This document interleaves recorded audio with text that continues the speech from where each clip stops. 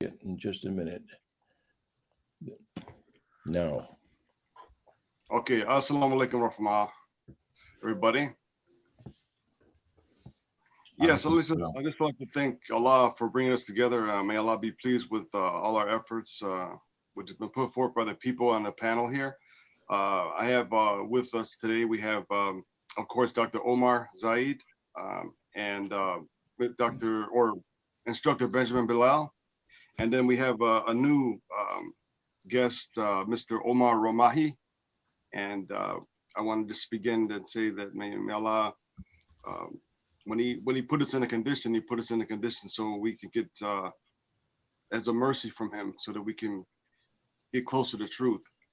May Allah, give us a knowledge that is useful and a heart that is enlightened, and may we learn from this talk we have today. So I'd like to first start off with introducing again the person who actually put this together, starting with Dr. Omar Zaid, who is with us today. And then after that, we'd like to hear from Instructor Benjamin Bilal a little bit about what he might take, and then introduce Mr. Romahi, Omar Romahi. He's a researcher of Quran, and he's completed a book which is entitled, I believe it's Muslim's Greatest Challenge, and he's going to get to that once he's on the panel with his talk. So I'd just like to start out with, in Allah's blessed name, that he be pleased with our efforts today. Ameen. Dr. Omar? Yes. Mulaikum assalam. Thank you, Brother Rosario. We're here to enhance our individual and collective bag of knowledge. I sometimes look at these ancient Babylonian and Sumerian models, the kings and whatnot that they have etched on the temples, and you see them carrying a little bag. It looks like a lady's handbag. Some of these kings, some of these magnificent specimens of manhood, and some of them are giants. They're depicted with respect to the other humanoids that are on there. And they're carrying this little dainty lady's purse. You see? And that purse is, I'm sure it's symbolic because it's geometric. Okay. And so you have a kind of a rainbow arc for the handle, and then you've got this. It's probably the perfect rectangle with the golden ratio underneath. That's my guess, but it represents knowledge. You see, and this knowledge represents what? It represents a reverberation from the universe created by our source creator. Everything that exists comes somehow out of light or emanates light, and all of that exists because of a spoken word, this kun fayakun, this great mystery. And the noetic sciences are expanding on this this mystery of the dynamics of vibratory effects on healing, on water, on our environment, and this needs to be studied. And I think it needs to be studied more by Muslims in particular. The Muslims have to return to the hard sciences.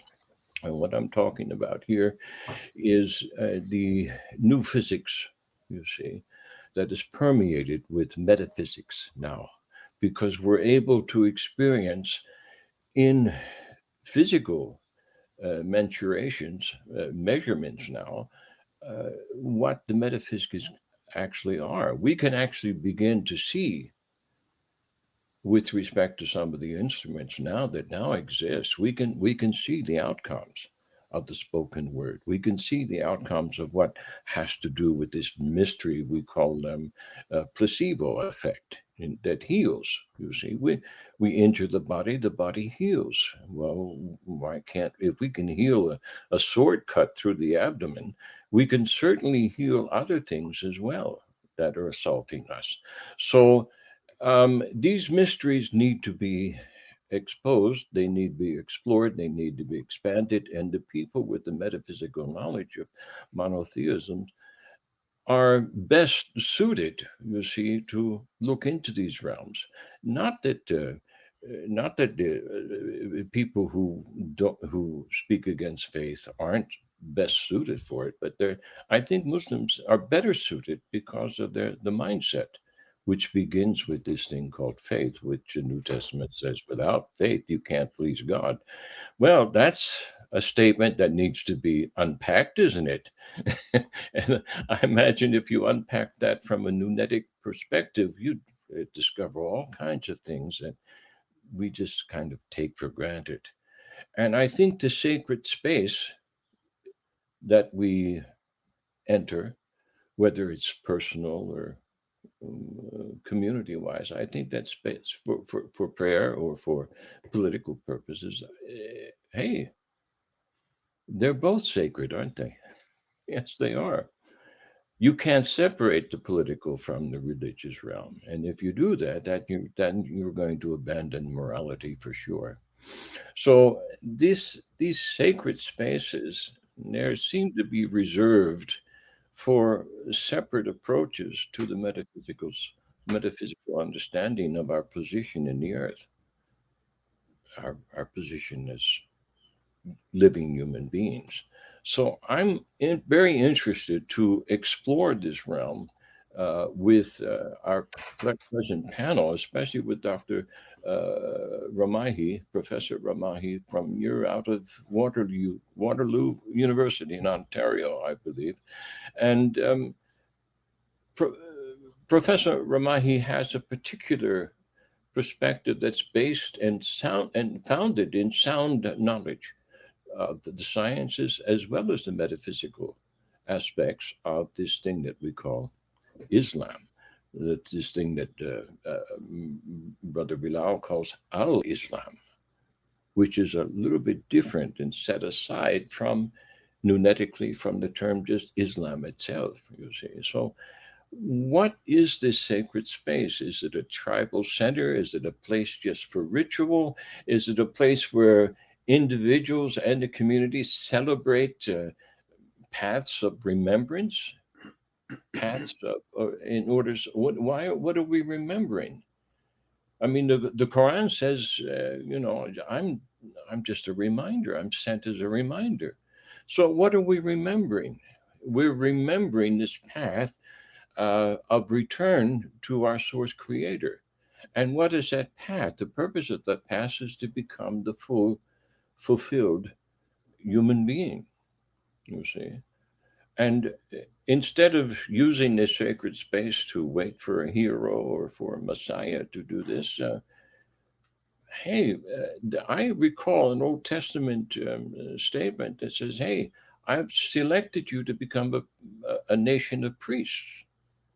It doesn't just say the tribe of Moses's brother, Imran, was it? I, no, not just that tribe, not just the tribe that became the priesthood. Okay, no, we're all supposed to be priests. And if we're all supposed to be priests, you see, that means we don't need priests. But if we don't need priests, why do we need a sacred space?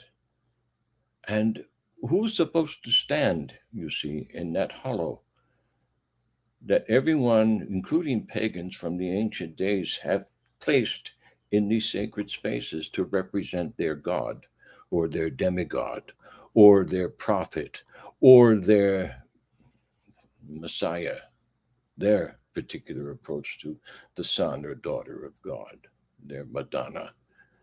That's what that represents in the corner. Now, so that's borrowed, you see. That place in the masjid, that where we call the Qibla, that's kind of borrowed from the ancient pagan temples, which have created their sacred spaces. And all of these sacred spaces where such a hollow in the ancient days was filled up with a god, a false god. You see? So, what have we done with our sacred space when we borrow from pagans? Okay. Christ is borrowed from the pagan. The idea of the sacrificed human being is borrowed from the idolatry that preceded him. There were 30 Christs who were born of virgins, died, crucified, went to hell, were resurrected. Jesus wasn't the first one, you see. And I wrote in my book on Trinity and a little dissertation meditation on this concept that, well, geez, the Jews finally got the right one. You see, that's if you're going to believe that gospel, that's the only conclusion you can come to if you know the preceding history. But that's another aspect that's lacking, isn't it? There's a knowledge deficit, and that brings me back to these great Sumerian gods. They're carrying this handbag that I talked about. It's got a key in there, and they keep that key of knowledge. Okay, so I've opened up a can of worms here, brother Ramahi and dear brother and Benjamin. Okay, I'm purposely opening up a can of worms here because I want to expand this conversation according to meditations which I've had, but I'm not having any meditations that haven't gone beyond what most men have imagined themselves. What is this all about? What is that sacred space for? What is this salat all about? What is that? We have to have ritual. Ritual is important to us because it establishes habits. So, what habits are we establishing if we're honoring the ancient sacred space for a false god, a false Messiah? You see, I hope I'm making some sense to you, gentlemen. And with that having been said, I would like to remind us that, yeah, rights, sacred rights, they refer and they defer in the present day to priesthoods and their doctrines. And I don't care what your faith is, you got a priesthood there. And according to what Moses wrote in, I think it was Deuteronomy someplace, and he's speaking about the tribe of what what's their I'm blocking on that on the word their tribe of priests. We're all priesthood because the word there, the phrase I've selected you to be a nation of priests, not just one tribe of priests. So that means all of you. And Moses is especially talking to the men. Not that the men were selected above the women, but the men here, in this sort of generic sense, means a position of authority. You've been handed the authority. You're the ones that holding the staff. Yeah. The men hold the staff. And when women hold the staff, it's not the ideal, is it? Of course it's not. They can do it, but it's not what they're created to be. So that means if we're deferring to just a particular group of priests who identify themselves as priests, for example, Catholics, they have all their different orders and they have their nuns and all this sort of thing. We have all our imams, and we have all of our in Islam. We have all these imams, all these madhabs, all these sundry sects 72 of them, I suppose, or thereabouts. So if we're referring to them as priests and their doctrines, and they've got this sacred space that's been taken from the Ancient of Days, okay, and the ancients have all reserved that sacred space for lies and liars, I think we are abusing the sacred space. I think we're not using it correctly. And we're using it to contain the people within a particular, how shall we say it, stockade, rather than a holy place. All right. So we imagine the Sioux Indian, the shaman going out into the mountain. He finds a sacred space. Well, where did our prophet meet Jibril? It was in the mountain. You see, that was a sacred space up there. And we all know that indigenous peoples all over the world, they have a sacred place. They have a sacred space. They have a sacred tree, whatever they consider to be that sacred place. And what is that doing? They're trying to find their own way, their own path to remembrance so that they can become the true human being. They're trying to return to their God, our source creator. So everyone's trying to do that. If they get off track and they start worshiping a false God, then that kind of begins to reserve that sacred space for false doctrines. You see. So I'm sensing here in response to my own remarks here that these sacred spaces, they act as containers and they have a memory, and that memory is transferred from generation to generation to generation, just like the idol has a memory attached to it. The symbol, the flag, has a memory attached to it. Okay, all of that has a memory attached to it. So we have to be, I think, very careful what it is that we place in these sacred spaces, dear brothers.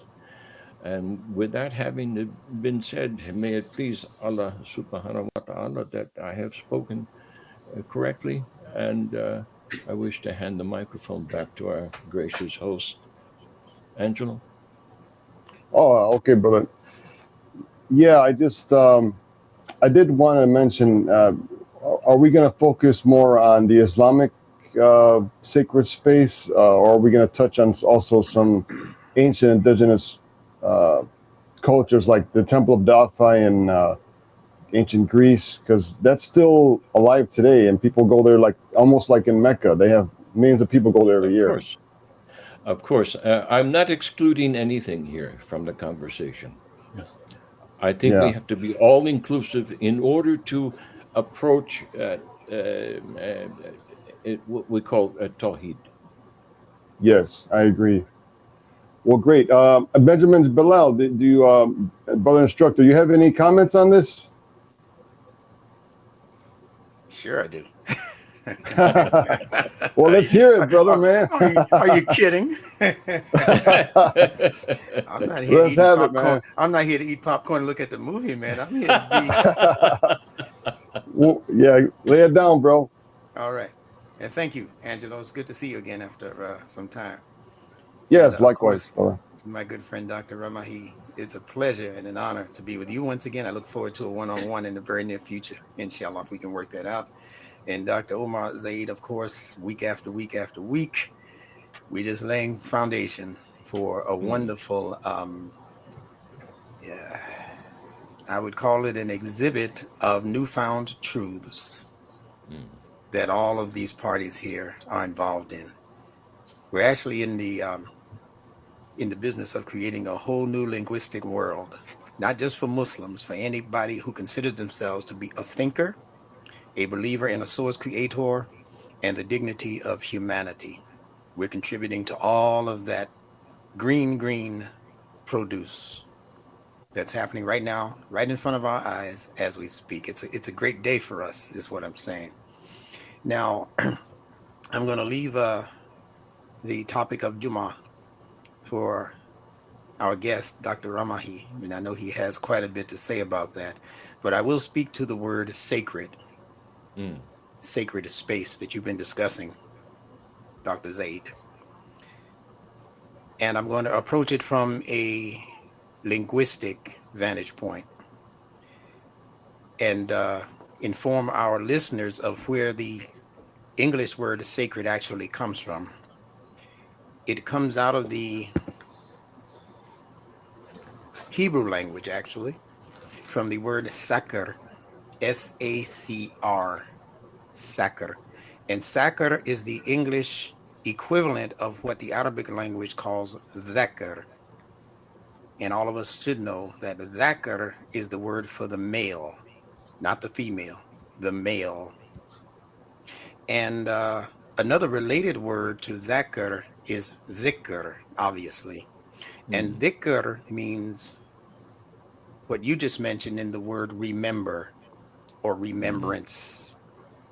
So remembrance, therefore, if we follow this logic to its logical conclusion, remembrance is in something that the male brings. The male brings a particular genetic contribution that has maintained a connection to everything in that human being's past. It's contained in his sac. You get it? Sacker. Yeah. Yeah. That's where see, dhikr, To the point. huh? Straight to the point. Yeah. Yeah. We're all men. Not excusing the females who are listening in the audience. They are understanding this also. But it's not that there's some male superiority thing going on in this language. It is differentiating roles that are more connected to spiritual ideas than to biological ideas. And we know that the sacer, the male, the scrotum, the spermatozoa, and all of those things are containing genetic memory that is being inherited by future generations, that is being passed on as memory, genetic memory. And this is true for every human being. The baby comes here knowing how to even suck its thumb. And who's teaching the baby how to grow hair? All of that is a part of genetic memory. Who's teaching the baby how to blink? It's not its mother doing that. It's something that Allah created in the fitrah, in the natural patterns that he clocked into everything that he created. He created its fitrah along with it. So sacred represents those things that are worthy of being passed down. So if we're involved in behavior that we know is not worthy of passing on to the future generations, like a lot of this foolishness you see happening in the world right now, would you teach that to your children? Would you give them these books that they're allowing now into these public schools to teach your child about gender differentiation? No, No you way. wouldn't pass that No, down. I've seen them. Your common sense knows that that's not worthy of carrying into the future as ideas for our children and our grandchildren to ponder and to build a life upon. So these things are not rocket science for us. I don't mean just as Muslims. I mean as anybody who considers themselves to be a thinking person in this world. Yes.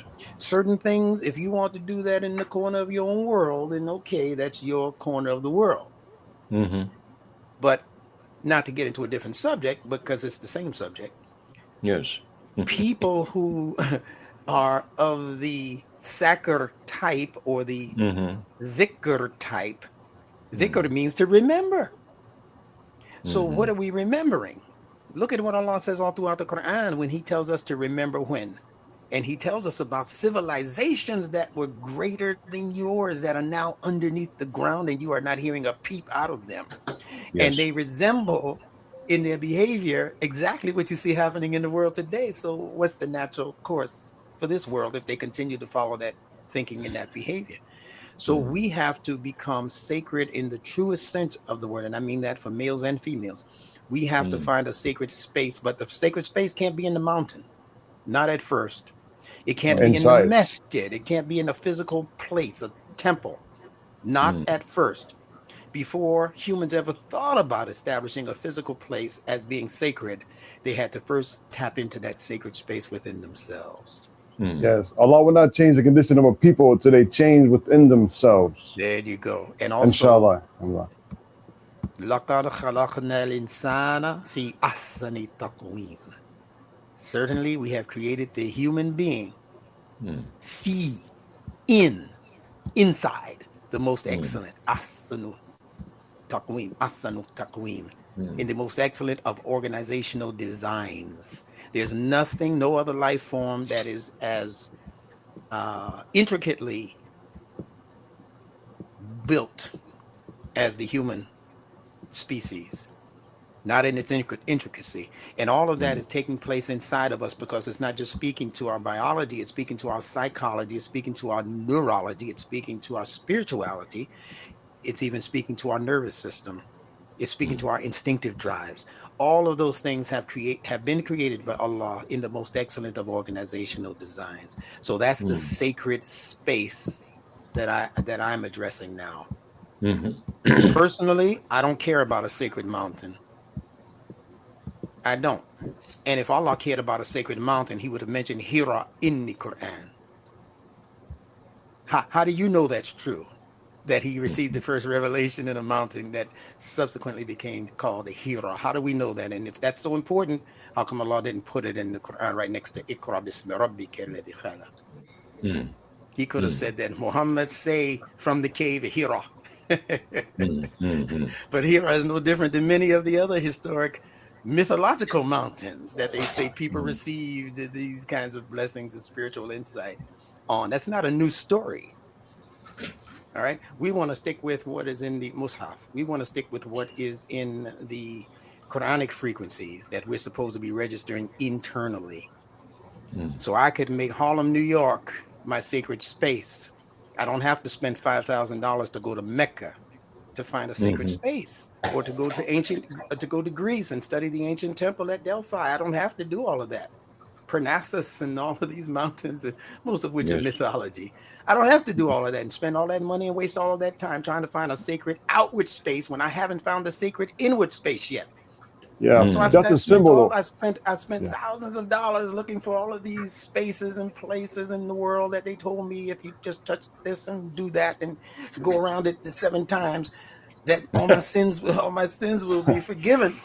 No, brother Bilal, you're missing the shopping experience in Mecca. I have a better shopping experience in Harlem. When those guys from Mecca come to America, they look for Harlem. They look at it. You see what they're wearing. Yeah, they're wearing what they used to wear in the 70s. Can I say, well, brother Bilal, can I say that? But these buildings, these how should you say, these symbols are actually ways for us to remember. I mean, it's not to be taken literally. For people who know, they know that that's a symbol, because in ancient Egypt, I mean, people still go there all the time, but the Egyptians were symbolically representing spiritual principles for us to remember throughout the ages, you know? Yeah, but cultural manipulators have designed this world so that you feed into their pocketbooks, or that they feed into your pocketbooks. So I don't buy that garbage about there being a sacred place. I don't care if you say Mecca, Medina. It's no more sacred than Brooklyn, New York. How do I know that? Because Allah calls this earth his masjid. That's right. The whole earth. What's excluded if he's calling the whole earth his sacred space? The cosmos is his sacred space. We're still trying to find out and peep into that and see what's out there for us. So all I'm saying is that it has become commercialized. Right. Now, I'm not saying that there's nothing there worthy to go study. No, Allah tells you go and venture out and travel and see what was the end of the people before you. Not the future. What was the ends of the people who came before you? Yeah, and it's many a ghost of them, town Allah says many of them were established on a much higher platform and of more importance, and have done greater things even in technology than you have done. That's to humble you and to have you go back inside and investigate the sacred space that Allah created in you when you popped out of your mother's belly as an innocent, pure human. So I'll leave it there until I hear from our friend.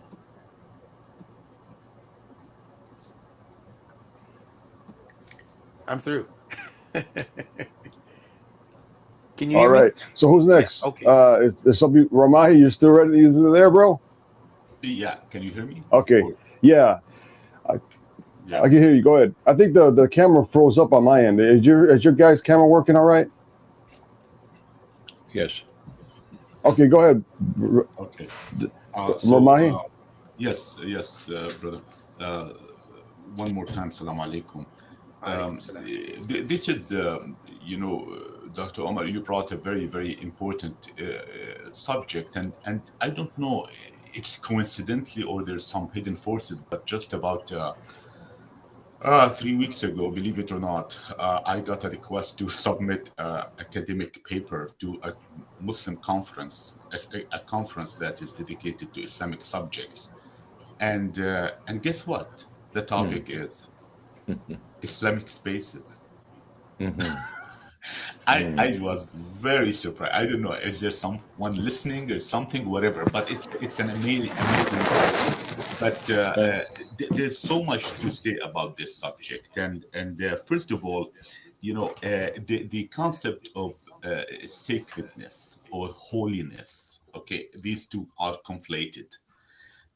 If we want to go back to the Mus'haf as our reference, the most important thing is that to notice that this concept came in the context of protection. It's a very practical concept, very practical. There's an impact to it. Okay, and that the first occurrence is in the Mus'haf al-Masjid al-Haram. Now, what does haram mean? Al-Masjid al-Haram, right? Al-Masjid al-Haram.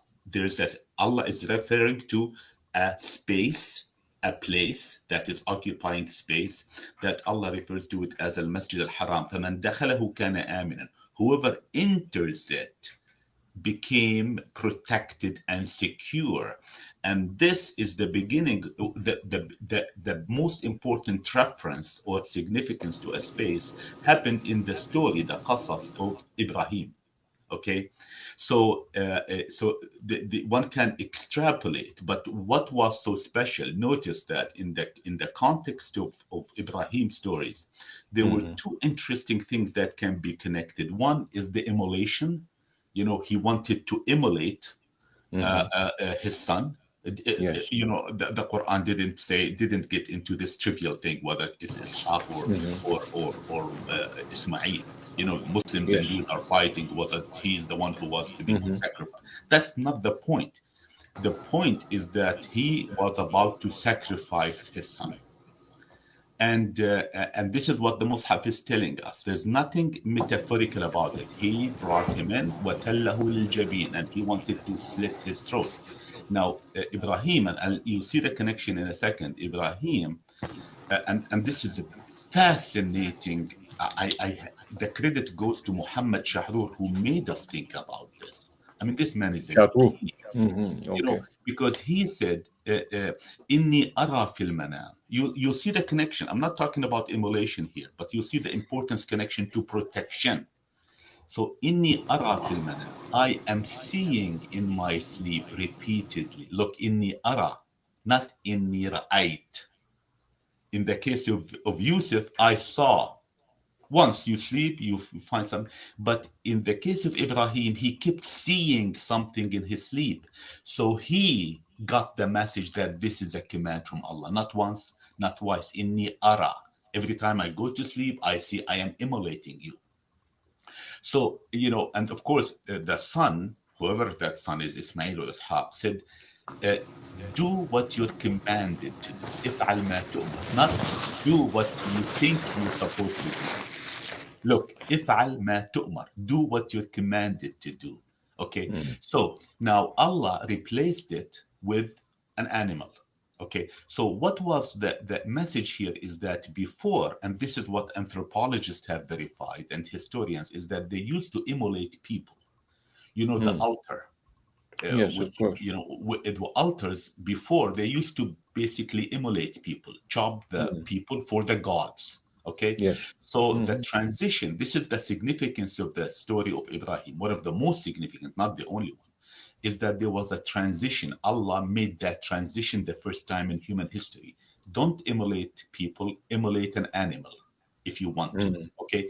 So now there is a protection, there's a more significance to the human entity, to the human. Before, people would sacrifice people. Okay.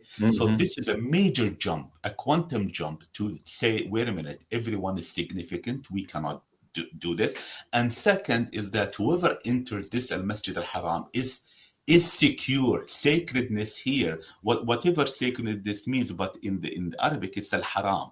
Muharram means what is prohibited. You see, Muharram, haram has a context. We know that every word comes in a context. Muharram means different things, but if you look at it in the context, what are you not supposed to do in this? You're not supposed to kill. There's a protection. This place If you enter it, you're safe. So here the first reference to Al-Masjid al-Haram. Okay, now that's it. There's another reference in the Mus'haf, and I stand to be corrected. Okay, the reference is Al-Masjid al-Aqsa alladhi barakna hawla. Irrespective, and whoever uses this to manipulate this point politically, that's absolutely unfortunate. It's very unfortunate. But the point that I want to focus on is الذي باركنا حوله. المسجد الأقصى الذي باركنا حوله. Barak is when people translate it is into blessed. Okay, in Arabic, barak from wholesomeness, completeness. Allah tabarak Allah. He's complete. That's what tabarak. In fact, still in the Middle East, in some villages, they say this food abrak. When you invite someone, someone stops by and you will not invite them, and you're worried if the food is enough. You said the food is abrak, means that it really covered all our needs. Okay, so it has to say with completeness. These two references, المسجد الحرام الذي باركنا sorry, المسجد الأقصى المسجد الحرام فمن دخله كان آمنا, and the other one المسجد الأقصى الذي باركنا حوله, there's only reference, one to protection and one to completeness. So let's go back to the point, where is this concept, this policy, is that if you go to a certain place, and I agree with Brother Bilal 100%, you go to a certain place, and if you happen to do a certain form of quote unquote worship, you get 70,000 rewards. So they attach the concept of reward to a place. And in physics, it's very interesting. Physics and space are tied together. So they also attach the concept of ajr to time. We cannot separate the space from time. They attach the concept of ajr to space, and they attach the concept of ajr to time. So my argument, and I had I don't know, the privilege or the fortunate, my fortunes. I went to Mecca many times, and I made Umrah. And I can, we can leave it to another episode or discussion. What did I feel? What did I get out of it? That's a different subject. But my point is that I always think about this. And I saw rich people sitting in this 5-star, 7-star, 10-star Hilton overlooking the Kaaba. It makes me revolt, really. It's revolting. These people, are you telling me these people are getting tons of ajr because they're not missing any prayer? And I see them the way they go down, up and down, up, so that they don't miss any collective prayer. And a poor, pious woman in Palestine, my homeland, who cannot afford, to travel to the major city in Palestine, let alone to travel to, she cannot be rewarded. I mean, this is, she does not have the reward because she will not give the reward, but that rich man or woman who can fly first class and stay in that hotel will get that reward. It doesn't click. It doesn't click. If we want to stretch it, it means that Islam is a purely capitalist religion. It favors those who have capital. It doesn't click. It doesn't click at all. From a basic. So I saw people acting in a bizarre way in Mecca. I will never forget this incident. I will never forget. We were coming up the escalator, and the woman also got tripped, and she almost fell because someone was telling her, sister, I don't want to miss the prayer. And I have a very good Saudi friend. We went to Umrah together. He told me, look at this. Which is more important? I mean, he should be helping this woman, waiting for her, but this man is focused on the ajr. So, this destroyed us. This concept of ajr destroyed us. Now, let alone other aspects of wasting, wasting money. Imagine, from North America to go to do Hajj. I'm not talking about the Hajj as per se or the Umrah. That's a different subject, the importance of it or lack of. But it cost about $14,000. $14,000. You know what you can do in Gaza with $14,000? You can feed a clan for 1 year. Okay. Now, Allah. If we try to understand Allah's character, who this Allah is, we just need to dig deep in the Quran and to see this entity is a very passionate, very compassionate, very soft soul, if you want to compare it to, very soft soul. Look at this. He's talking about yatim. He's so caring for the orphan. He's not interested in whether we enjoy women or not. That's the last thing on Allah's interest.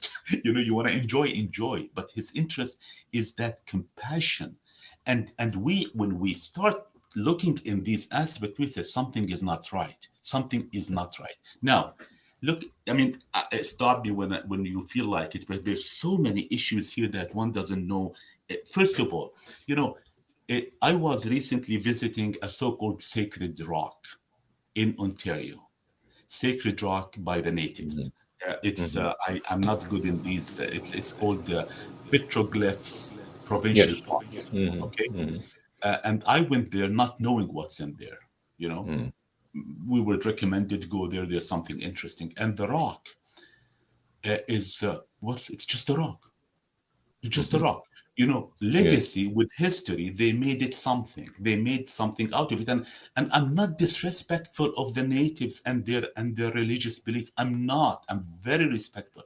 But I had a very nice chat with a native woman who they appointed her as a guide. We had a fascinating discussion, and I started telling her, look, I respect, but what is this? This is just a stone. With time, people gave respect to that stone, and that stone, and by patronizing the natives, we created a park for them, and we told others, be careful, there's a stone there that the natives respect. Yet we're chopping land, we took all their rights, right? When I look at the similar stone, there's a similar stone to that. Guess where? Under the Dome of the Rock in Jerusalem. It looks so similar to that stone. Amazing. And people think that the prophet ascended to the heavens from that stone and all that, all these legends.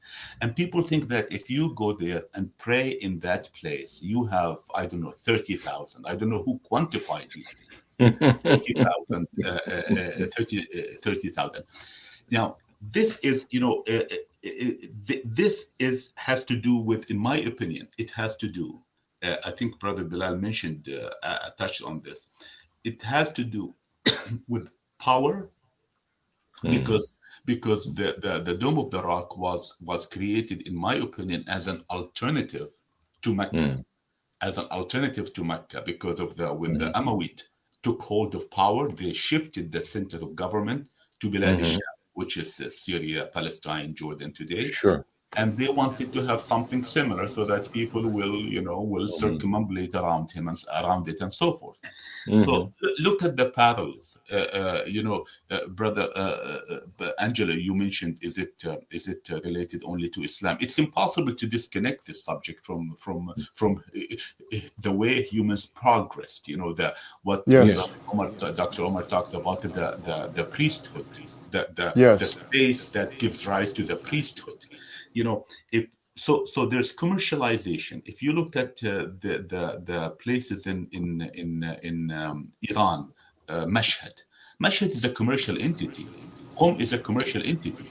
If the commercial aspect of Qom and Mashhad, the commercial implications are huge. If you want to create a revolution in Iran, affect these commercial enterprises. Yes. It's commercial enterprises. And it is it's not a secret that the Saudis, the so-called guardians of the holy places, have made a commercial bonanza out of and Allah mentioned that in the Quran. Did you make these aspects of feeding the poor and giving them water is like, we know all that. So Qom, Karbala, Mashhad, yes, Jerusalem, and I'm not talking.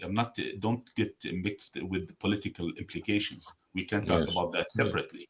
Jerusalem is absolutely occupied territory. It has nothing to do with Islam or the lack of. Okay. Yeah, if I could. Yeah, I'm sorry. I just want to mention. I know we could talk. This is a whole big subject, and it's great. I mean, I'd like to. What you're mentioning is about the use of power about these crowds being used to implement this power. You know the quote, the vulgar crowd always is taken by appearances, and the world consists chiefly of the vulgar. You know where that comes from? That's Machiavelli. So a lot, this Machiavellian concept has seeped into, unfortunately, even Islam. I hate to mention that because I come from a Catholic background, and I've seen how in the Vatican, there's even more dignity in the Vatican than there is. I've seen things going on in Mecca. I mean, you got people begging. I've seen and I've heard from brothers who've been there multiple times how you got people who are starving and begging by the Kaaba, man. I mean, how can you have that when you got billions of people, billionaires, creating next to middle class people? That shouldn't even be even a thought. You go to Mecca, it should be marble all over the place and red carpets all over through the valleys. And they got the money to do it. So I don't know what, this is power, this pursuit of power and opulence, it's seeped into everywhere. Just a quick comment, Brother Angelo. I said something and I will repeat it, and you might think it's an exaggeration. I've been to the Vatican, not inside. I didn't go inside to that sanctuary. And you know what? I feel more at peace there than in the commercial atmosphere of Circe. Of Mecca. Yeah, me and the friend, we were tired, exhausted. We just wanted to have tea. Just tea in the cafe of the coffee shop of the Hilton. Guess what? They said, sorry, it's reserved. Because you know what? We looked like poor people dressed in a, and then we stepped aside and we noticed, wait a minute, some rich Saudis with beautiful thobes are being let in. Because my friend is from India, and I don't look Saudi, obviously, and we were not wearing Saudi. We talked to the man. He gave us a stupid excuse. We kept seeing the right people being let in. So that's a different story, our experience when we go to these places. But I think that Muslims have the courage to say, wait a minute, going back to the Mus'haf, all of this body of ajr that was created has nothing to do with the Mus'haf. The Mus'haf is talking about sacredness. There's no holiness. There's no holy place. Sacredness has to do with protection. It's a very, very practical, pragmatic, direct point. Okay, that's all. I mean, you know what? We can talk about the importance of space. Oh, for sure, we can talk about space is essential for any community to develop. Absolutely. But let's not call it Islamic. You know what? I want to remind us all of this verse, and I wrote down here 72:18. 72:18. Allah says, Al-Masajid lillah, inna masajid lillah, fala tad'u ma'allahi ahadan. The masajid, whatever the masajid is, let's just, for now, look at the structure. Al-Masajid belong to Allah. Lillah. Okay? فلا تدعوا مع الله أحدا. Do not call to Allah. Do not call anyone else with Allah. That's the simplistic, minimalistic translation. So have them, if we were to believe that whatever these people build around us, if they're masajid, you know what? They control these masajid. Well, according to this verse, al-masajid lillah. Allah owns these masajid, right? And I can tell you, I can write an entire book on my experience with these masajid about us. It's about most of them. I don't want to say all of them. There are many good ones, but there are many dangerous ones. It's about power and money. I'll stop here. Yes. Yeah. Well, Dr. Omar, you want to say something? I would like to. Yeah. Sorry. Yes. I thought you was talking to me. Sorry. No. I'll use the last name. Yeah, Dr. Zaid. Yes. Yes. I'm sorry, Doctor. Like... Before you continue, I'm going to ask Angelo. I know you're moderating, but your mic being open is creating like sporadic noises that are really every time you move or do this or anything. So I would just ask that all of us mute our mics until we're going to say something. That would keep the recording clean. Okay, sure. Good. Okay. Sure. I want to thank you, Brother Ramahi, for your remarks. And I want to thank you, Brother Angelo, for your proddings. Um, this is very interesting. This discourse is becoming exactly what I'd hoped it to be. I'm actually going beyond that. Now, I would like to ask Brother Benjamin to give us a 10-minute dissertation, Nunetics, on the Nunetics of sacred versus holy, and try to keep to that, Brother Benjamin, because I want Brother Ramahi to do the same thing immediately afterwards. Brother Benjamin?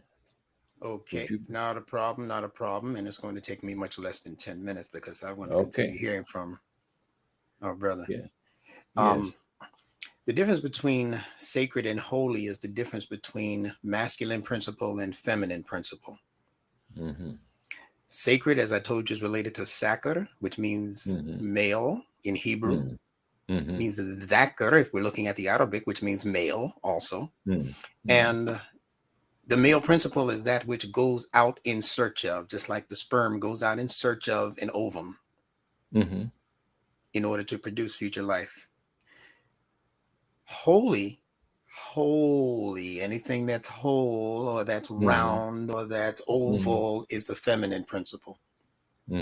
So holy represents that which can be influenced by a masculine principle. I see. That's why I never refer to the Quran as the holy Quran. The Quran is not a feminine entity. Allah says, ذَلِكَ الْكِتَابُ لَا رَيْبَ فِيهِ هُدًى لِلْمُتَّقِينَ. That is the book. In it, if I didn't say it, I'd have to say him. In him is no doubt, as they translate it, right? He is masculine. Ha, if he had said fi ha, that would be feminine. So all of these people who keep saying Holy Quran, Holy Quran, Holy Quran are incorrect grammatically. And I see the doctor agreeing with me. So that's the difference, that the Quran is not something that can be influenced by an outward there's nothing that can come and take the Quran away from what Allah intended the Quran to be. No matter how many revisions or substitutions of words or shenanigans or whatever, you can't change the essence of what the Quran is as a message. It's a message that's designed to go out and make changes in the thing that it connects with. In this case, the human heart and the human brain. So it's doing the work that the masculine entity does, but it's not being influenced by the Torah. It's not being influenced by the gospel. It's not being influenced by the Upanishads. It's not being influenced by the Vedics. It's not being interpreted by those past revelations or those past ideas or mythologies. It holds its own integrity. Yes. And it is in the position to influence the entire world. And it has been doing that very, very quietly. It's been influencing the entire world of thinkers. That's the difference. Thank you very much, brother. Professor Ramahi, please, your take on sacred versus holy. We can't hear you. Yeah. There you go. I said my reference when it comes to anything Islamic, this adjective never appeared, by the way, in the Mus'haf. Islami. It never. However, if we were to, as humans, create that adjective and attribute it to anything, it has to do with something that emanates from the Mus'haf. Apologize for this phone that is ringing. I have. It will stop in a second, so my apologies. Sure. Think of it as okay. So I go back to the reference. And that the fact that we have the reference as the Mus'haf, it has to do with the reference for anything we may put it within the realm of religion. Okay? We may put it within the realm with. That doesn't mean that there's nothing outside religion. Of course, the religion is like a pointer. The religion is a pointer towards haqq, towards science, towards sociology, anthropology, economics. But the religion is not that, So when we look at that and we look at the concept of space, but there's only a few places that appears. Okay, now I agree with Brother Bilal. I never used holiness. I never used it. Muqaddas, because if you were to translate holiness into Arabic, muqaddas, I don't know what muqaddas means. Even the Prophet is not muqaddas. It appears as Allah, Ar-Ruh al-Qudus. That's how it appears, but not al-Muqaddas, not Allah. Ar-Ruh al-Qudus was reference to Ar-Ruh al-Qudus.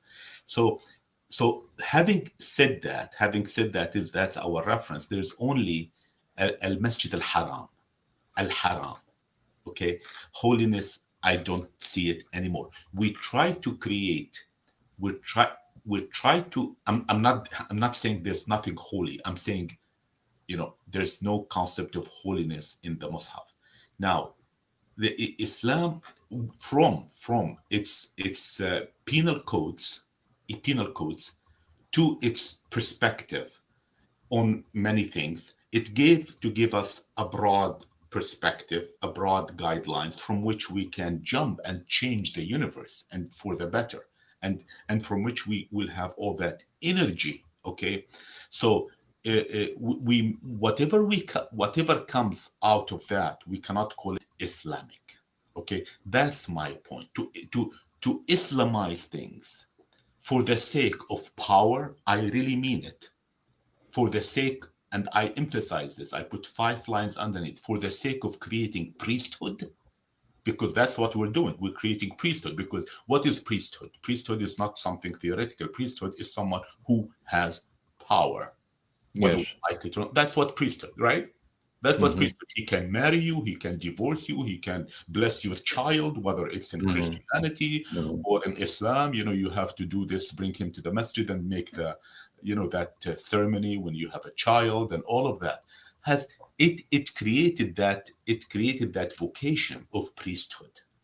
So that's one. The second is that the evolution of this priesthood, and I'm reminded of the beautiful movie about Yusuf. Of course, it's a movie that the Iranians produced several years ago, because that brings the concept of priesthood, kahana, beautifully into light.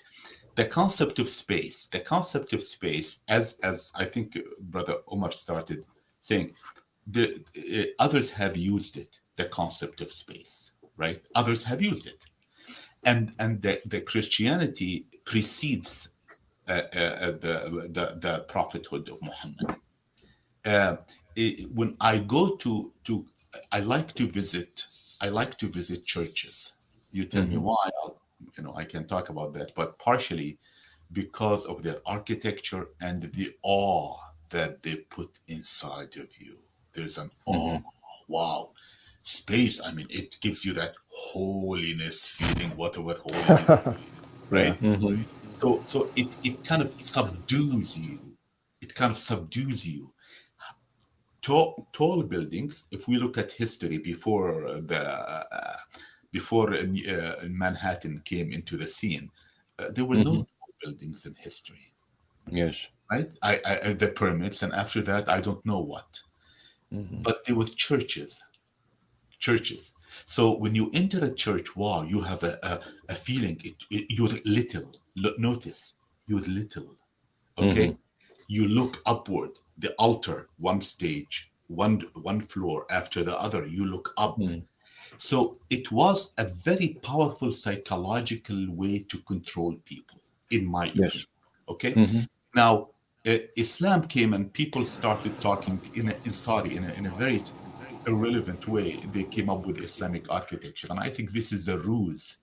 There's no such thing as Islamic architecture. It's a ruse to deviate people from focusing on what Islam is and start. Well, I'm sorry. That was like, we're talking about sacred geometry, I think. Is that what you're referring to, Doctor? Sacred what? Geometry, sacred geometry, which existed. I never heard that term before, but possibly because Dr. Zaid, can you confirm that the sacred geometry? I know your experience as a Freemason. Yeah.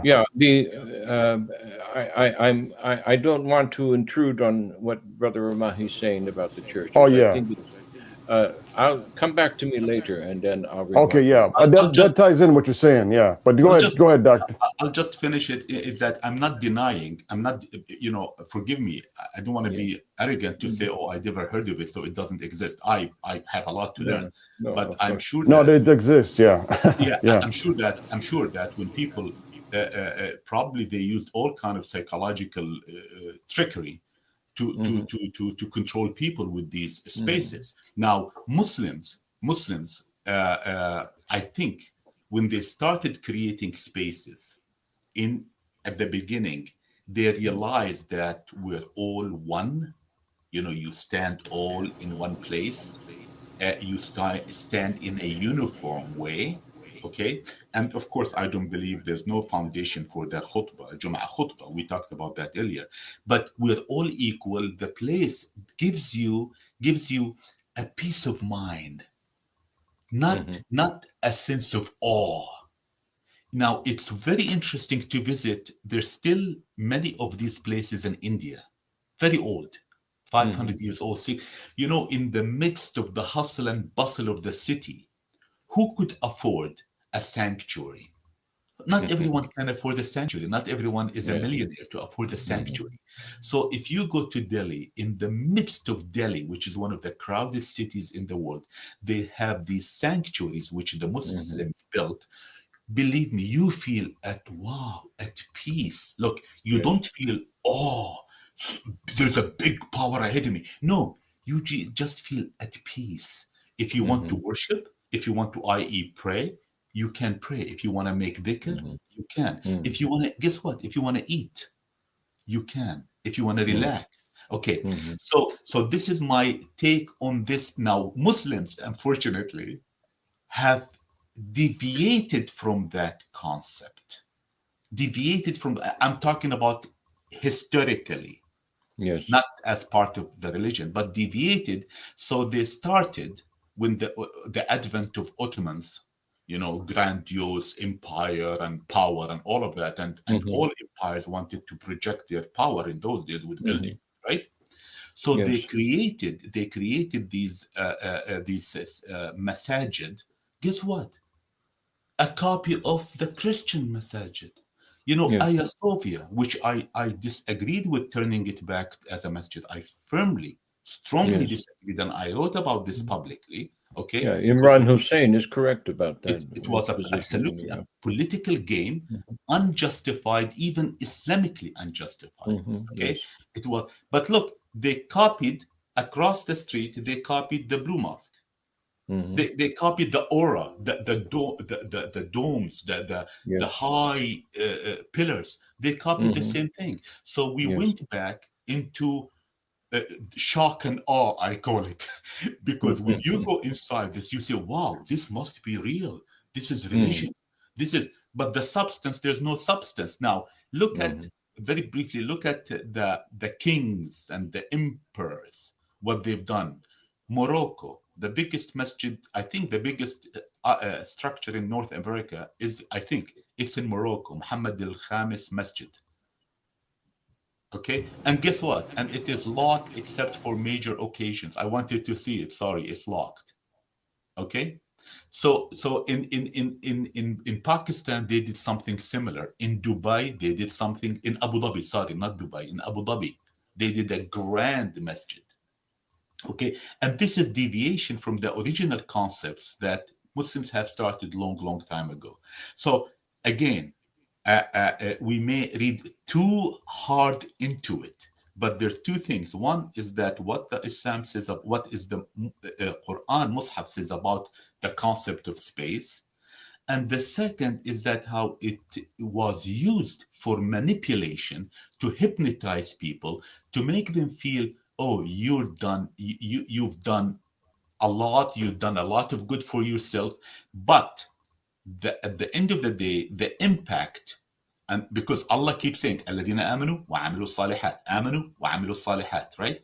The impact on the Muslims out of the use of these places is not null. No, no, no, no. It's negative. It's absolutely negative. Okay. So, Brother Bilal, the floor, I'm sorry. Brother Angelo. Gentlemen, when you're ready to speak, gentlemen, your mics have been muted just because of the noise factor. So just unmute your mics when you're ready to speak. Thank you, Brother Mahi. This is very interesting. Now, I'm no expert on sacred geometry, the topic of sacred geometry. I know that it is an occult science. And when I say the word occult, I simply mean hidden. It's not something that is taught in the schools. If you want to enter into this realm, you have to enter into the medieval aspects of alchemy that then graduated into what became the Renaissance and the Renaissance men and those architects. We're talking about the the principles of building that were known to the ancients. Okay, those who, for example, built the pyramids all over the world, this Oltec society or whatever it was, we don't know. Some people have knowledge of that based on traditions which have been orally handed down. Others of us, most of us, don't know about these things, but we know that they exist. If you look at the pyramids, they're not just some people may call them sacred, but it looks like to me the best explanation I've seen of those spaces is of that which is practical and functional. You see, they're not tombs. They seem to me to have some sort of relationship to the manipulation of power, the manipulation of energy. And it could be hydraulics, it could be some sort of hydro electric magnetic waves, and both. I mean, those buildings were there when the place was a fertile territory and was inundated by waters. Okay. So it wasn't always the desert that we see here. Now, what I'm saying, I'm bringing that up because the geometric patterns that were used and the genius that was imbued in such buildings is ancient. It's old knowledge, but it's being hidden from us. Now, if you if you look at the master architects like Wren, who built some of the greatest buildings in London, usually Christopher Wren, he was a Freemason, he was Rosicrucian, he was an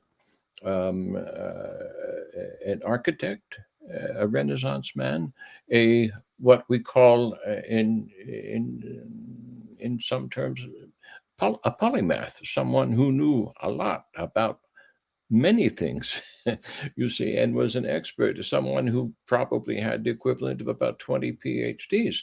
So this kind of genius is rare. And people like us who try to approach these matters, we may not be qualified yet to handle them. You see, what am I talking about? I'm talking about that purse. I'm still talking about the purse that Sumerian king was walking around with. All right.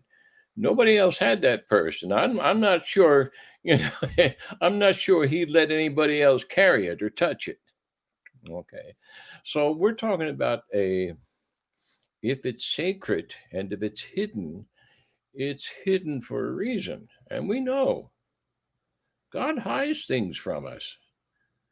There are a couple of reasons he do that. You know, I keep some things away from my children. Okay, and we do that Yeah. for purposes of safety.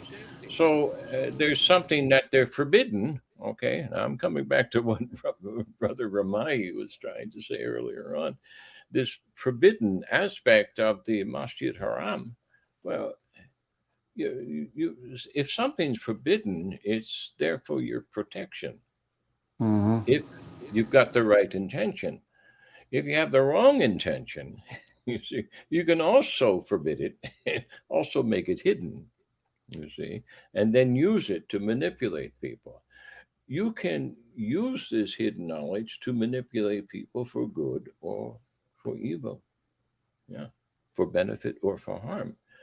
And the knowledge, there's nothing wrong with the knowledge. The knowledge itself all proceeds from our source creator. All of this that we might imbue with the sacred geometry, the hexagrams that the honeybees build, hey, it's there for a purpose. It's a very strong structure, and it preserves the honey, and the honey preserves health. Honey is curative. You add it to certain other substances and you study their geometric patterns of formation. You see, you've got the spiral everywhere following this golden ratio that's in the handbag. That's a rectangle there. And you've got the, oh, what is that? That's a rainbow? Is it? Yeah. Okay. Am I trying to unwrap the mystery? You bet I am. You bet I am. Okay. Now, I'm just pointing the way here. I'm just trying to point the way because there are people who are existing right now on the earth, sharing the same atmosphere and all the same problems as we are, who know these things. And some of them are not teaching them in the correct manner because they're using these principles to manipulate the masses. And this is what we're calling the elitist. Okay, so let me return to the Freemasons. There are genuine Freemasons, okay, but they're not the ones that are known by the masses right now. They're not. Okay, there are Freemasons. You can be traced back to the Templars, and the Templars can be traced to ancient wisdom that was carried from those who built the pyramids and other things all over the world. Okay, this forbidden society that's mentioned in the Quran, it says, "Go and see. They were greater than you. They did much greater things than you will ever do." And look at their end. Okay, so what's the purpose? Our purpose is to find out the sacred knowledge and utilize it sacredly so that we become whole. Did I say that correctly, Benjamin? It's something like that. Okay. Now, if you're not understanding what I'm trying to say, you're not whole yet. I'm maybe a little bit closer than some of you, but I'm not whole. I'm on the path. We're all on the path this way back to our source creator. And the sacredness is what some of this sacred knowledge has been hidden from us on purpose. So when we talk about sacred geometry, it's not something that we think about in spooky terms. We're talking, hey, you just be like another, a really hyper motivated 10, 11, 12-year-old kid. What is that? I want to see what that is. What are you doing there? You want to lift up the rock and look underneath and see what's living there. What made that rock? How does this work?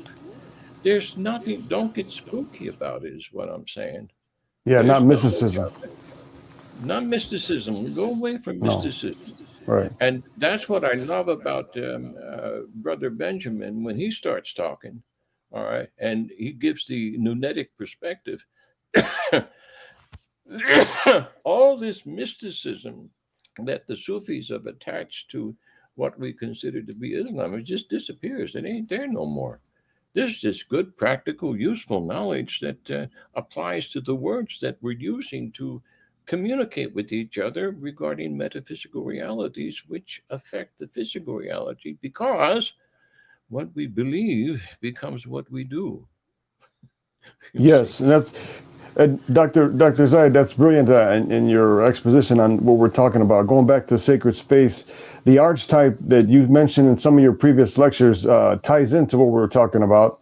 I think, as you know, and the panelists might know about the magician archetype or whatever they call. That's one of the ones they use, and how the magician teaches about creation and about our capacity to bring into reality what Allah wants us to bring into our reality, which is basically being creators, co-creators with Allah in a sense, by understanding these energies. And we talked about sacred geometry briefly, and from my humble understanding of it, when Brother Mormahi was talking about the structure of the dome, and I think Brother Bilal also mentioned in one of his lectures too about how it symbolizes the ovum or the woman's womb. So when you're going into a church or you're going into a temple, you're going into like your mother. You're becoming. You're going in to get impregnated with the word. Mother Church. Yes. And then when you come out, you're supposed to be enlightened, and you're supposed to bring that out into the world. To manifest the glory, which is what you're supposed to be enlightened with. So these structures, to me, they're just symbols to help you reflect on what you have inside you already. It's like in ancient Egypt, they talk about the temple of man. That temple was a metaphorical representation of man. You're understanding your place in the cosmos by contemplating these structures and these symbols to convey to your subconscious what you have in you, that Allah put in you to bring out of you. That I just want to say that because I was inspired to say that because of what your comments were on the sacred space. Thank you, brother. Thank you. Yeah, if anybody wants to add to that, be my guest. Yes, I'd like to just add that when we talk about sacred geometry, really, it can all be reduced down to lines and curves. That's all the fitra is as a presentation. Lines and curves, which in the world of symbolism, again, represents the masculine and the feminine. In the word masculine is the word line. It's really masculine, isn't it? And in the word feminine is the word nine, which is the curve, right? It's the pregnancy that delivers out the chute. So masculine and feminine are two principles that this very creation operates upon, and one cannot do without the other. So it would be it would be negligent of me to not mention behind the last comments that I made about the Quran being sacred and being a masculine entity, that there is a very significant aspect of the Quran that is feminine, and Allah calls them muhkamat mutashabihat. Now, any one of you can correct me, but those two words are feminine. Tad marbuta at the end of both of them, right? So the word ayat itself is a feminine word, which means what? What I said earlier, that all feminine things can be influenced by an outside masculine agent. So can the ayat be manipulated? Yes. And they have been, but it's up to the masculine to protect it, isn't it? Yes. The masculine is the protector. So when you understand what the Quran is, essentially, it's the protection for the ayat. What we're doing right now is the job of the masculine. Yes. When we're bringing these ideas of misinterpretation and mistranslation, and we're bringing it before you, and we're putting the corrections on them, we're protecting the integrity of the ayat of the Quran. And that's the same as a man protecting the integrity of his woman or his wife. Why? Yes. Because she's the one who's going to bear the future generations for this man. She's the one keeping him here. So it's the same thing with what we're doing with knowledge. Yes. We are masculine thinkers. We are dhakr, doing dhikr for the purpose of protecting the integrity of the knowledge that Allah is gifting us with. We're not just to let it be mishandled by anybody who wants to put their hands on it, or by anybody who wants to say that it says this when you know it doesn't say that. We're the ones who have to bring the corrections on that. So the Quran itself is a balance of the masculine, the sacred, and the feminine, ayat, that the masculine is charged with protecting. So I hope that is clear. Now, in the Quran, In the Quran, the previous revelations are given feminine gender. Dr. Ramahi, am I correct in saying that? When it speaks about the Torah and the Injil, it refers to them as ha, min ha, from the feminine.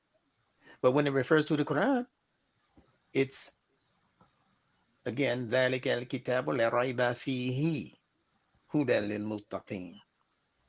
So it differentiates between the gender, if you will. I don't like to use that word, but it differentiates between the principles of masculine principle and feminine principle when it comes to distinguishing between the Mus'haf and the previous revelations. So I wanted to put that in there also, which means what? That they can be very heavily influenced by outside agents, and they have been.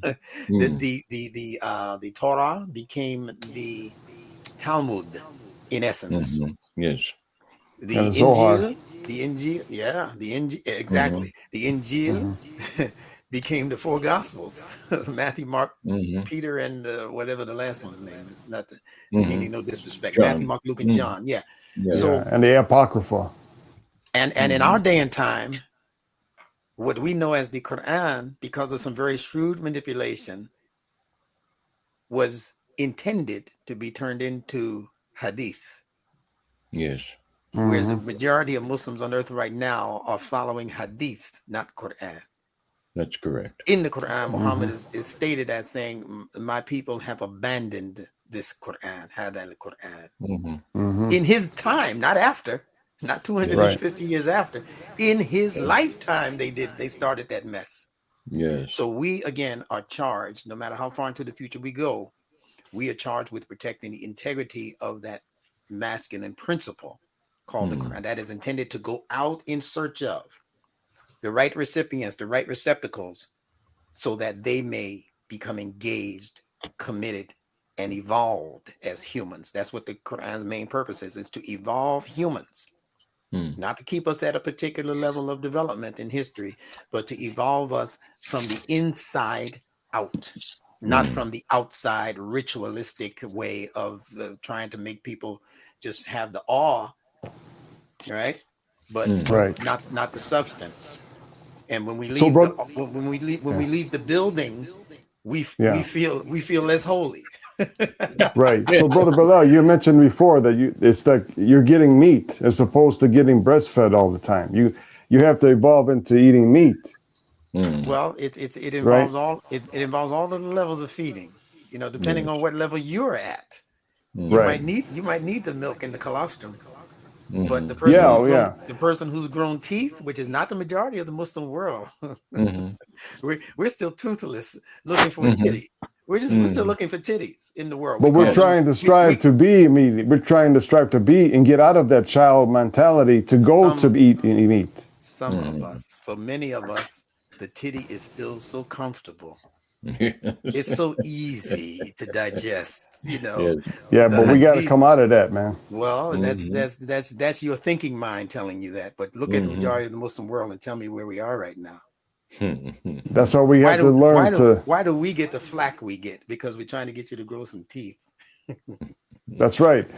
When we're trying to get to the teeth, the meat doesn't matter right now. This is good. Right. Did you have something to say, Brother Rahi? Me? Yeah. Yeah.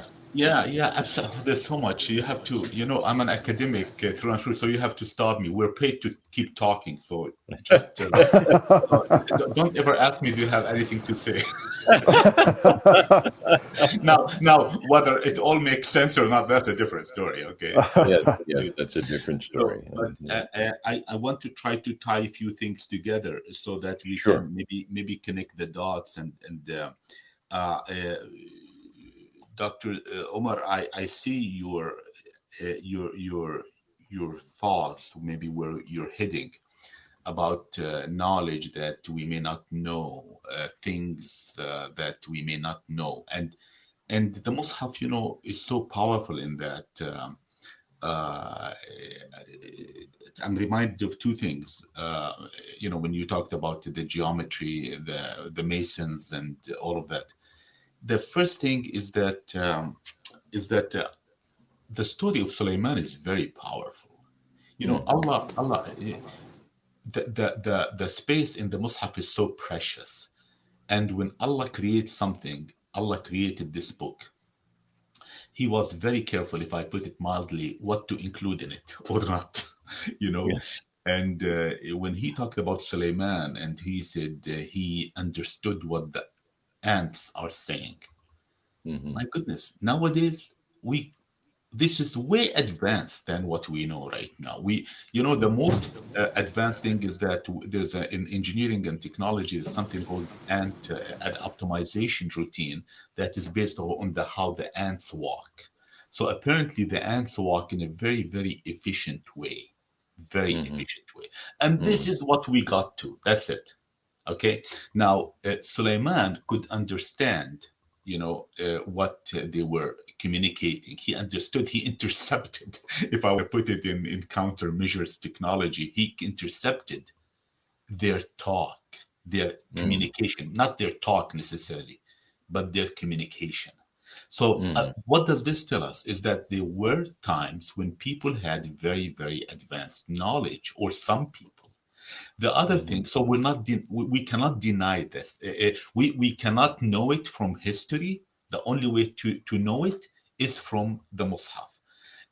Another thing is the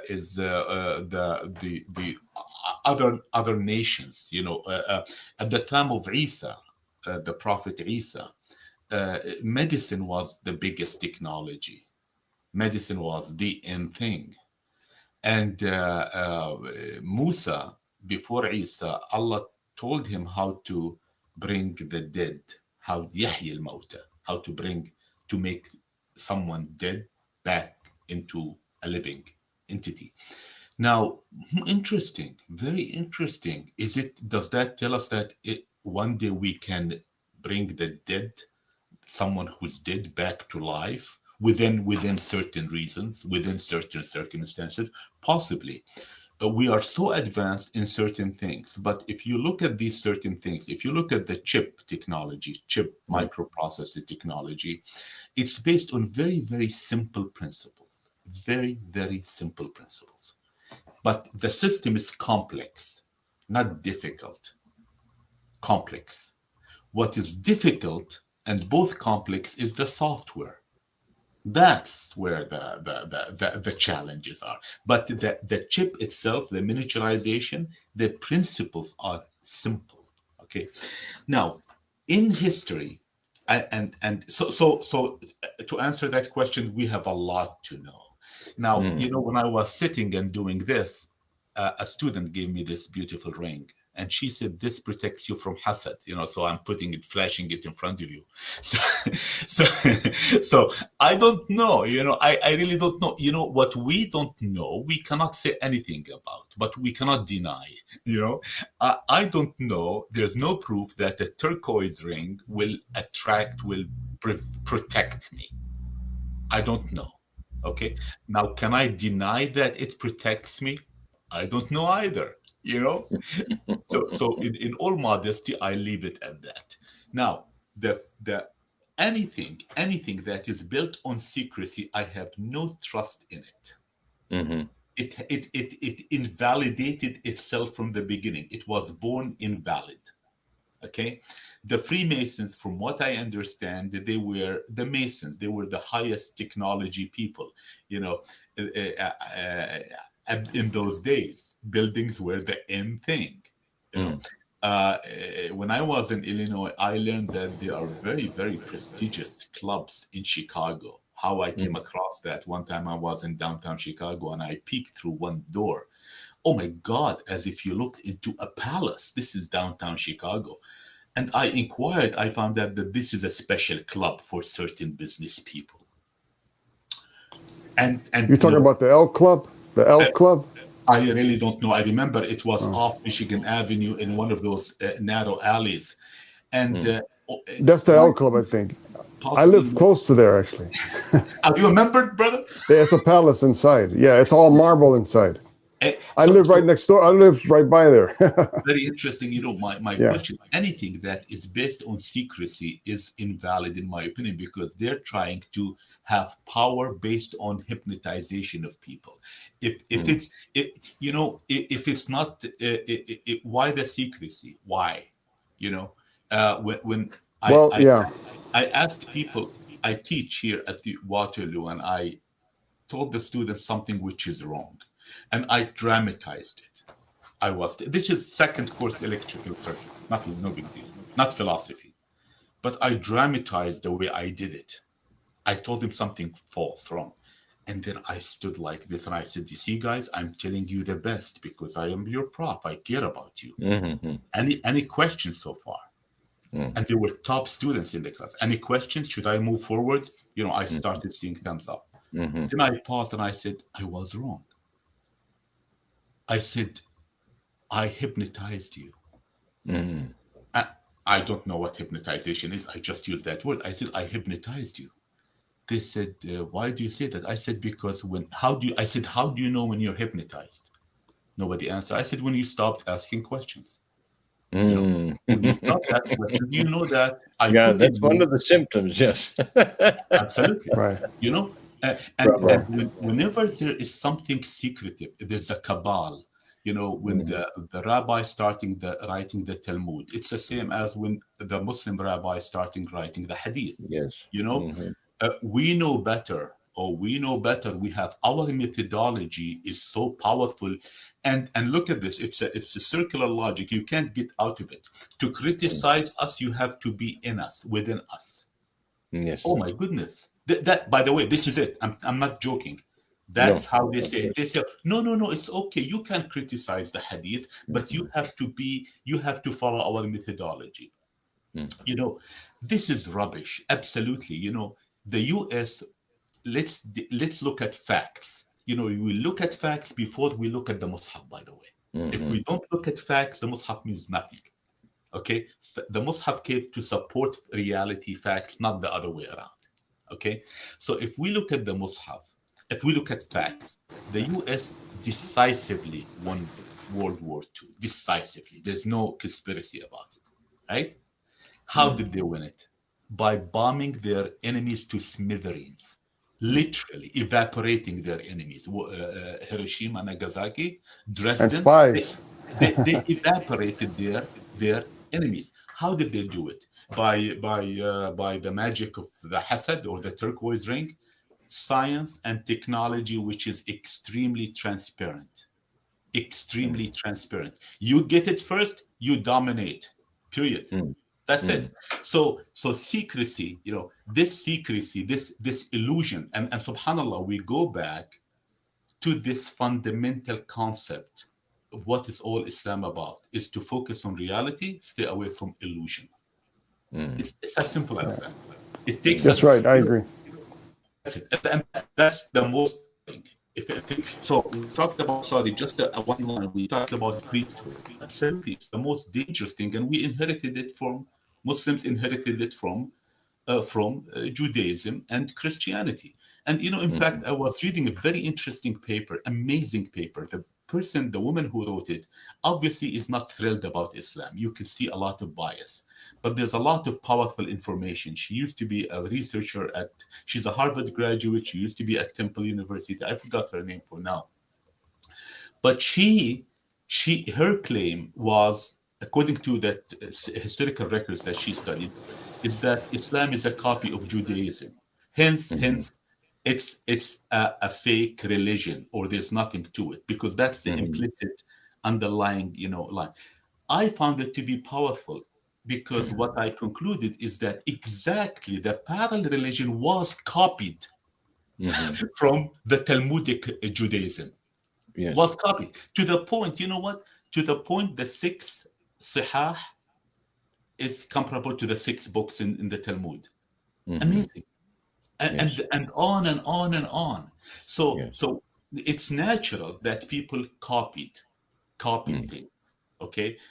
So Islam is a liberating force. Islam is against, when it comes to Sufism, before we talk, because Sufism was mentioned, I don't like to go further into without asking ourselves what's the definition of Sufism, because the definition is so elastic, so expansive, right? Yeah. And Well, that, I'd like to.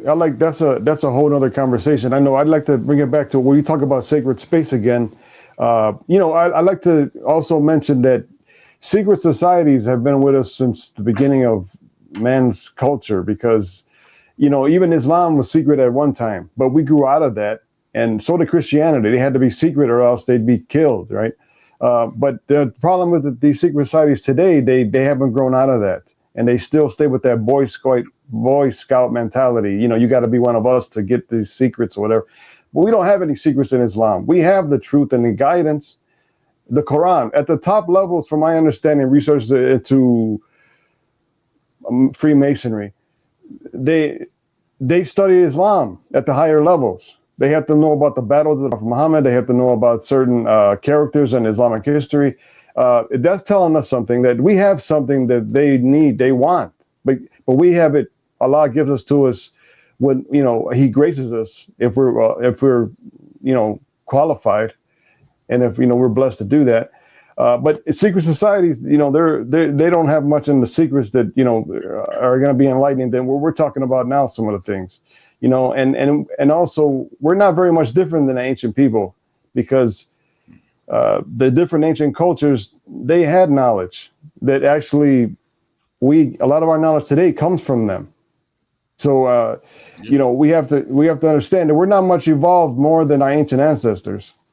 We just got more toys and this and that, but studying ancient history and stuff to me, it's always been fascinating, because it brings you back to the fitra, which were our natural state, which Allah gives us and the Quran tells us. So, studying these ancient people, we can learn from them and their mistakes, and like you said, mentioned Dr. Omar, you had mentioned how, there were cultures that were more advanced than we were today. And Dr. Omar Zaid, you also mentioned how, the Quran mentions how there were greater nations than we have been today that just vanished because, maybe they just forgot Allah, or that they forgot themselves. Because if you forget yourself, if you forget Allah, Allah will make you forget your own self. That's what it says in the Quran. So I guess remembrance is something that I strongly want to say. With this sacred space, we opened up with sacred space, and how we should approach this. Really, we should approach ourselves as sacred, in a sense of Allah puts in us something sacred, from Him. He gave Adam life with He breathed life into him. That's when Iblis became upset. So I guess we have to remember that. Can I say just quickly, you see the concept? Yeah, go ahead, man. Haram.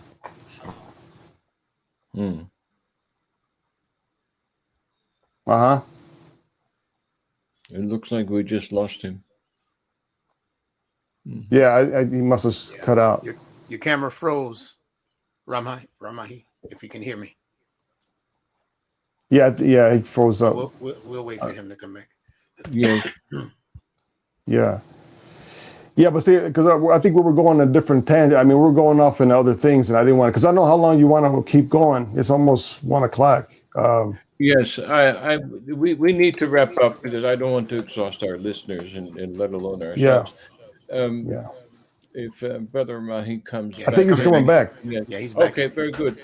Brother Mahi, we have to, I think we should close now and save your remarks for our next session. I found this very fruitful, and it's opening an awful lot of topics for further discussion, things I think that many people maybe consider passively but never actively. And I'd like to just say a closing remark about this word, sacred. As the brother Bilal said, reminded us, it comes from this word that has something to do with soccer or saker. And in the ancient Hebrew, to my understanding, that means that was one of the words they used to define or to describe a wise man.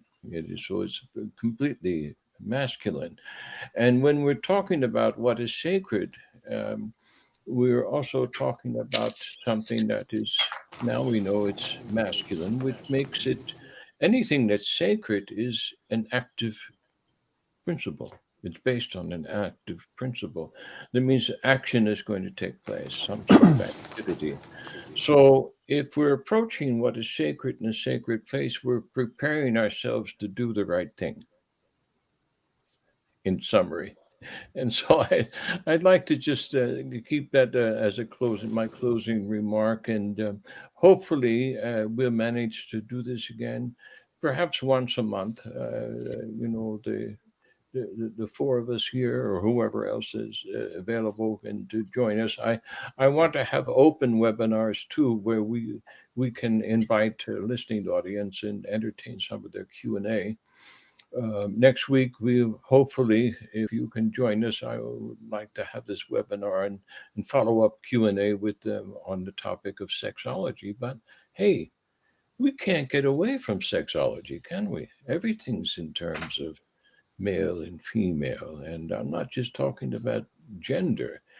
We have to incorporate the male and the female principles back into our metaphysical wholeness, right?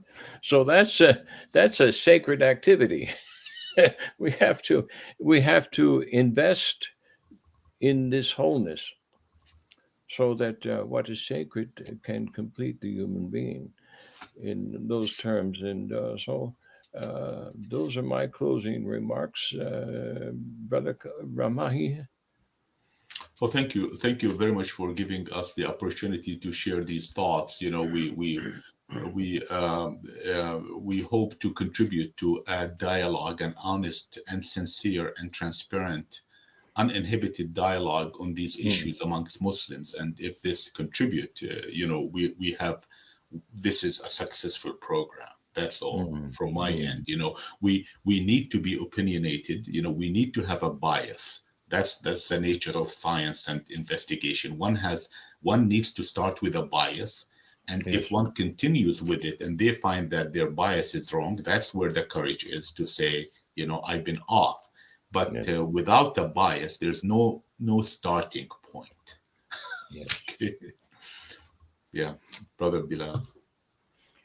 Yes, just in my concluding remarks, those of you who want to continue referring to the Quran as holy, just understand in your mind that you should spell it WHOLLY. That it is holy, and make sure that the Quran you're referring to is holy. Now, if there's something else in it that doesn't belong in it, some other opinion, some other saying, some other reference, you got to extricate that from the wholeness of the Quran. It comes complete, it comes fully detailed according to Allah in the Quran. So we can have a holy Quran, we can have a sacred Quran, or we can use any of the references that Allah gives to the Quran.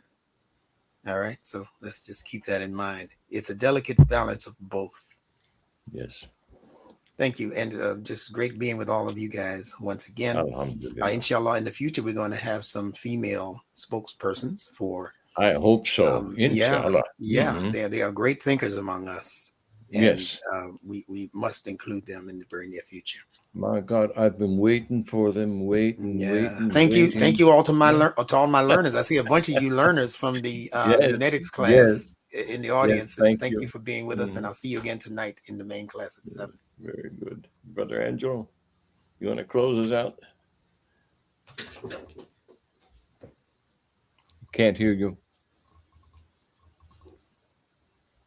All right, it's open, but we can't hear him.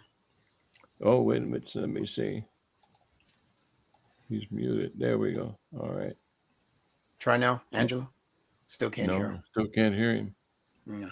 Must be muted his end. All right. Okay. You can hear me? I can hear you, yes. Okay. Rabbana atina fid dunya hasanatan wa fil akhirati hasanatan wa qina adhaban nar. Sadaqallahu azim.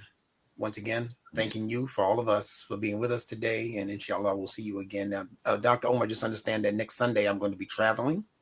So I won't be able to participate. So just factor that into whatever you need for me to do. Same with me. I will be traveling actually to the West Coast starting Saturday. So I will not be able. That's fine. We can put it off until you gentlemen can join us maybe All 2 right. weeks. That's fine. Very kind of you. Very kind. Very good. Thank you. Wassalamu alaikum wa rahmatullahi wa barakatuh. Alaikum salam wa rahmatullahi wa barakatuh.